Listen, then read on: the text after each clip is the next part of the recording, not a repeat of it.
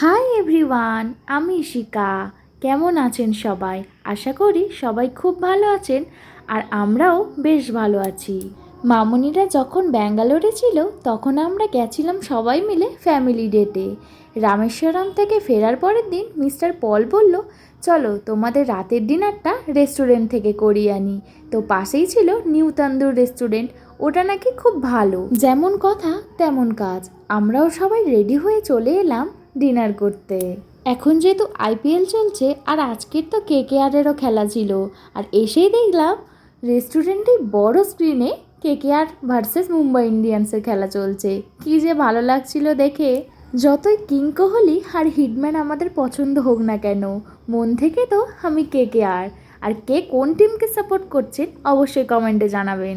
স্টার্টারে আমরা barbecue chicken order করেছিলাম, আর main কোর্সে ছিল বাটার নান, বাটার চিকেন আর হায়দ্রাবাদি বিরিয়ানি। সত্যি কথা বলতে রেস্টুরেন্টের প্রতিটা খাবারই খুবই টেস্টি ছিল। আমাদের কোয়ার্টারের একদম কাছাকাছি খুব ভালো একটা রেস্টুরেন্ট পেলাম, মাঝে মাঝে এসে খাওয়া দাওয়া করা যাবে। নতুন পরিবারের সাথে আরও একটা সন্ধ্যা খুব ভালোভাবেই কাটালাম। সবার খাওয়া দাওয়া হয়ে গেছে, এবার আমরা ফিরে যাব।